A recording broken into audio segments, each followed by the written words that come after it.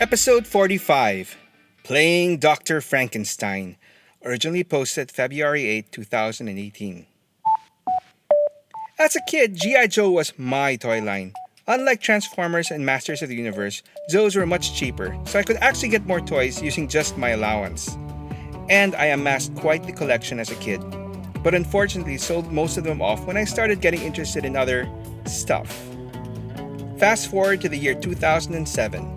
In celebration of the 25th anniversary of their 3 3/4 inch A Real American Hero action figures, Hasbro launched a new toy line featuring Joes with updated sculpts, improved articulation, and details. I was sorely tempted to collect this exciting new 25th anniversary line, but initially, I resisted.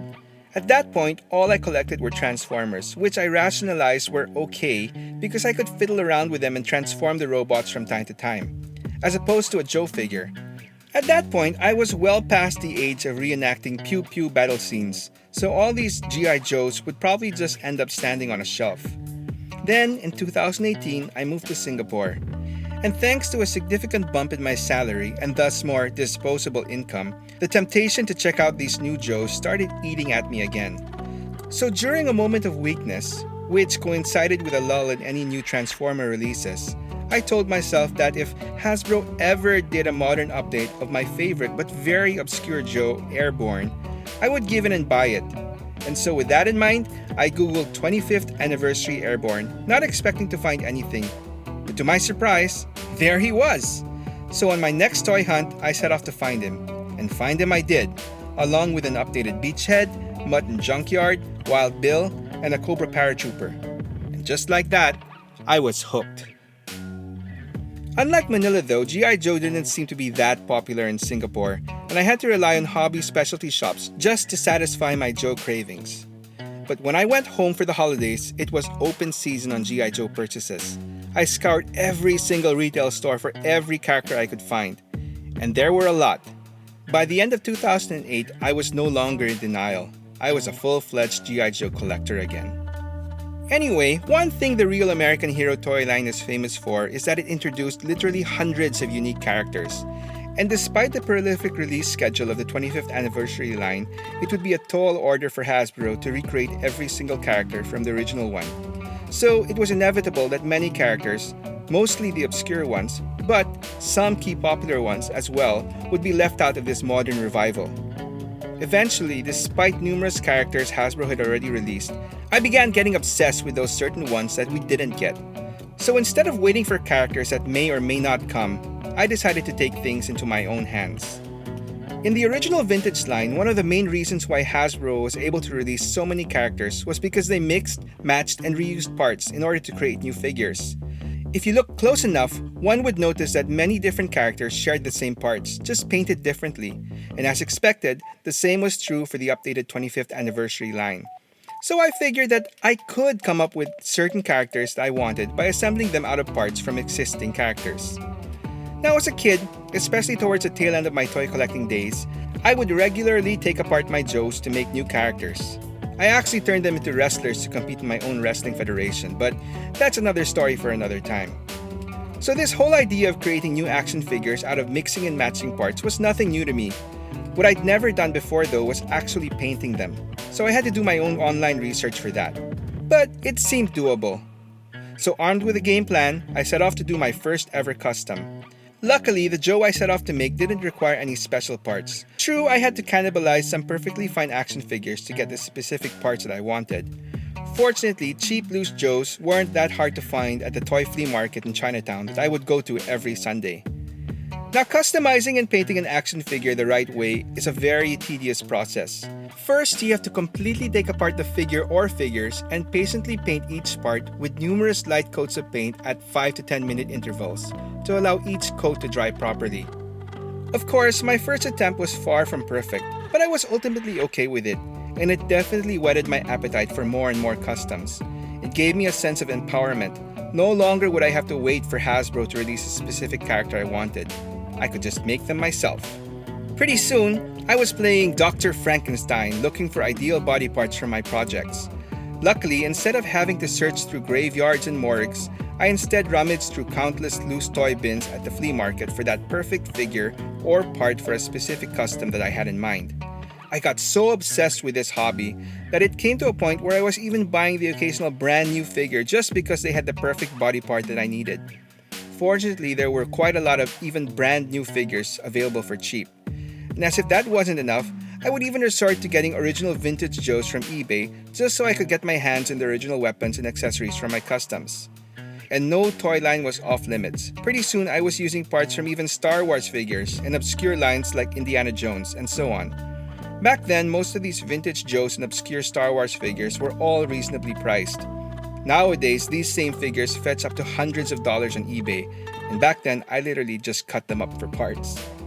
Pretty soon I was a full-fledged customizer with a good set of paints and brushes as well as a vast collection of these parts and accessories just waiting to be used in my next custom project. I even had my own mini vise for popping open figures. See, unlike the original figures that were basically held together by a screw, these new Joes had their torsos glued shut. So I had to use a bench vise to squeeze these newer action figures and literally pop them open like nuts. I know it sounds rather scary, but it actually wasn't that difficult to do. Anyway, towards the latter part of my customizing days, I was really pushing the envelope, not being satisfied with just putting together different parts and painting them. I was cutting up web gear and equipment to create my own. I even started using epoxy putty to sculpt details such as hair on my figures.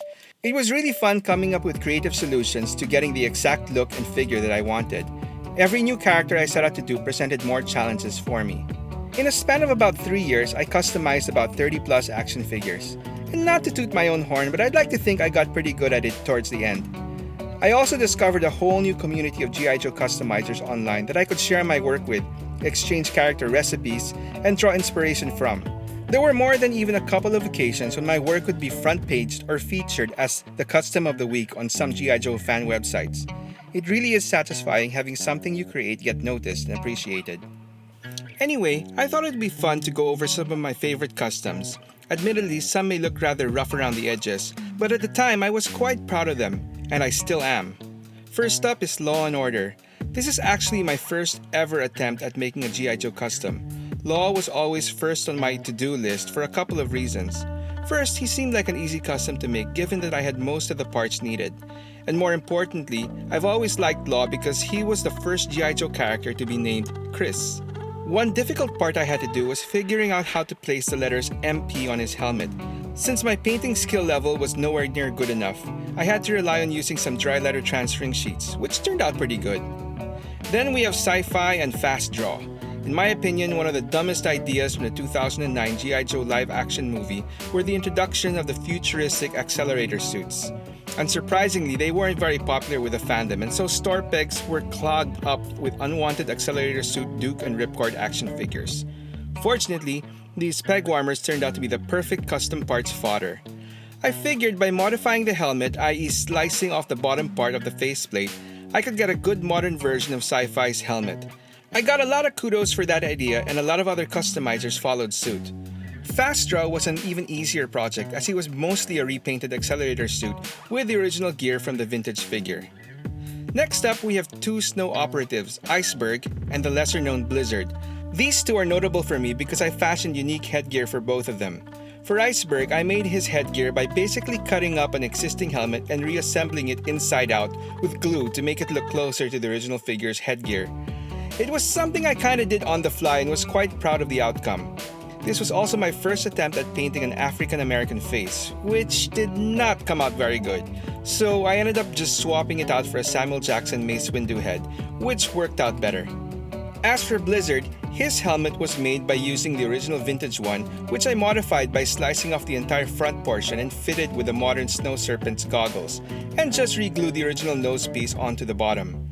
Still looks like the original one, just more realistic.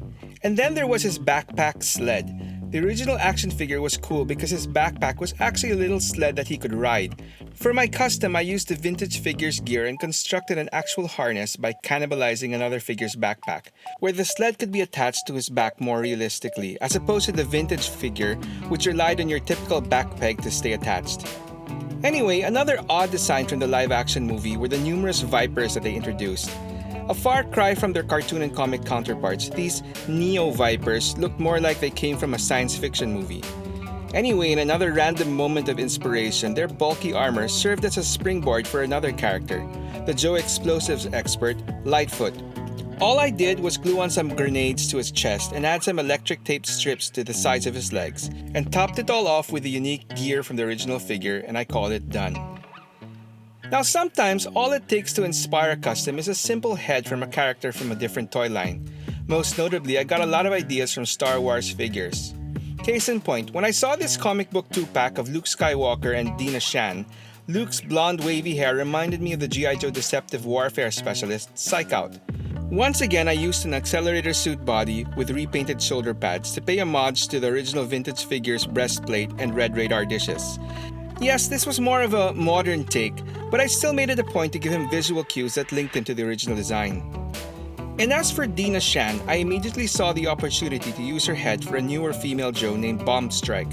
And speaking of female Joes, all this customizing gave me an opportunity to add even more of them to my Joe ranks. The Sniper, Mayday, and Hacker Firewall were two new female Joes introduced in the GI Joe comics by Devil's Due. The base for Mayday was mostly a reactive armor Scarlet from the live-action movie. Her head was from a Star Wars figure, Jess Gistang, with some Baroness hair on top. And for some added touches, I grafted on some laces from a couple of Cobra Troopers onto her boots.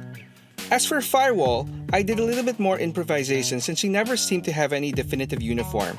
So, I made one up, using bits and pieces from her different looks, which were most memorable. Most significantly, their leather jacket and the red dulled-down pants, which I converted to an entire jumpsuit sort of thing. Add some appropriate gear like her trusty laptop and a pistol, and she was good to go. Next, we have the infantry trooper, Footloose. The rebel pilot Biggs Darklighter sparked off this one. When I saw his head, it just screamed Footloose to me. This was my first attempt at painting some camouflage. Unfortunately, it came out a little darker than I'd like, but oh well. I also wanted to use a repainted vintage helmet, but at the end of the day I found it a little bit too bulky. Then I got a revelation and experimented with using just masking tape, painstakingly cut and shaped to look like leaves. And I'm pretty happy with the end result. And finally, we have two of the last customs that I did, the Samurai Budo and Ninja Jinx. For Budo, I was waiting for the perfect torso to use for this custom, and once again, I figured that the accelerator suit's metallic robotic body, if painted brown, could sort of pass for intricate armor. The chest plate was a last-minute addition taken from an ancient Jedi Knight's uniform. Now the helmet was another obstacle, but taking a cue from Footloose, I whipped out the masking tape and basically went crazy, adding as much detailing as possible. Everything there is just masking tape, although the horns are cut out from some sturdy construction paper and then wrapped in masking tape. And the centerpiece jewel was cut out from some random action figures accessory. And last but not least, we have Jinx. This is probably the one that I'm most proud of. For Jinx, I wanted to avoid the whole modern reactive armor look that most Jinx customs at the time were going for. I wanted a straight-up classic Jinx. Although it may look a little dated and cheesy, I think that it has some character and charm. So, classic Jinx. I thought that the Marion Ravenwood figure from the really obscure Indiana Jones line with her voluminous sleeves and pants would make a pretty good base for Jinx. Now while the arms were good enough, her legs had virtually no articulation points. Anyway, I figured that the only real important part was the bottom portion of the leg, so I put two and two together, lopped off the lower legs below the knees and attached them to another Joe's more articulated upper legs. Add a little epoxy putty to smoothen off the connection, and problem solved. But another obstacle was her dragon emblem on her chest, which I ended up just drawing on her with a permanent sign pen. Her hooded head was actually a Cobra scuba diver head. I just added a little bit more epoxy putty to the top to make it more like a cloth hood, and used the same sign pen again to give the eyes some lashes for a more feminine look. And finally, the black trimmings are just bits and pieces of black plastic that I shaved off and glued from various discarded webbing odds and ends. Turned out pretty good if I don't say so myself. Anyway, when I finally moved back to Manila for good in 2010, my drive for creating custom Joes pretty much petered off. Whether it was due to a lack of time or a lack of any more characters to create, I did my last full Joe custom sometime around 2011. Since then, I dabbled in other customizing paintwork here and there, doing some Transformers and a whole tribe of Ewoks, but never at the same frequency level that I was doing them in Singapore. In addition, after years of working in front of my computer screen, my eyes are definitely not as sharp as they used to be. Yes, I am getting old, so it has been really hard doing even the simplest paint modifications. Nowadays, I'm glad to know that the body of my custom work can still be found online on joecustoms.com, a website dedicated to, well, GI Joe customs, to which I religiously submitted my work to back in the day. I'll place a link to this website below in the comments. While it may not be for everyone, customizing is a fun and exciting part of toy collecting. Even if I no longer do it extensively today, I will always be proud of the work that I did. It was a rich and fulfilling experience for me, learning and challenging myself, and allowing me to creatively express in a way I never imagined.